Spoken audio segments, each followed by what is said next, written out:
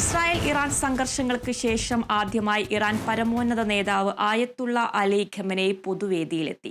12 ദിവസം നീണ്ട സംഘർഷങ്ങൾക്ക് ശേഷം ആദ്യമായാണ് ഖമനേയി പൊതുവേദിയിലെത്തുന്നത്. ഷിയ മുസ്ലിങ്ങൾക്ക് പ്രധാന ദിവസമായ ഇമാം ഹുസൈന്റെ രക്തസാക്ഷിത്വ വാർഷികാഘോഷ ചടങ്ങിലാണ് ഖമനേയി എത്തിയത്. ഞങ്ങളുടെ സിരകളിലെ രക്തം ഞങ്ങളുടെ നേതാവിനെ എന്ന മുദ്രാവാക്യം വിളികളുമായാണ് ഖമനേയിയെ ജനം സ്വീകരിച്ചത്. ജൂൺ 13 ഇറാൻ ഇസ്രായേൽ സംഘർഷം ആരംഭിച്ച ശേഷം ഖമനേയി പൊതുവേദികളിൽ എത്തിയിരുന്നില്ല. یه صلوات عنایت بفرمایید.